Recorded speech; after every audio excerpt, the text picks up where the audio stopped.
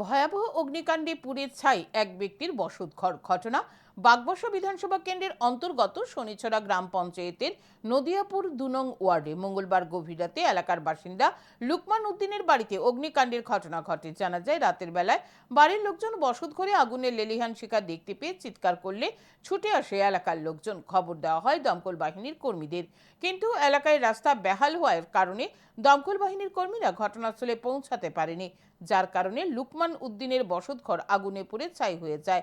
ঘরে থাকা গুরুত্বপূর্ণ নথিপত্র সহ আসবাবপত্র আগুনে পুড়ে ছাই হয়ে যায়। স্থানীয়রা জানায়, এলাকার রাস্তা বেহাল হওয়ার কারণে দমকলের ইঞ্জিন ঘটনাস্থলে পৌঁছাতে পারেনি। দমকলের ইঞ্জিন সঠিক সময়ে ঘটনাস্থলে পৌঁছাতে পারলে লুকমান উদ্দিনের বসতঘর আগুনের হাত থেকে রক্ষা করা যেত। এলাকাবাসীদের দাবি, এলাকার একমাত্র রাস্তাটি সংস্কার করে দেওয়া হোক।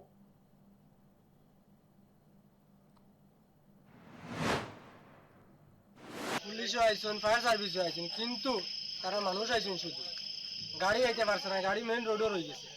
আমরা রাস্তাটা এতটুকু খারাপ যে গাড়িটার ভিতরে তারা ঢুকাইতে পারছে না। যদি ঢুকাইতে পারতো তো এই ঘরটা আজকে এই অবস্থা হয় না।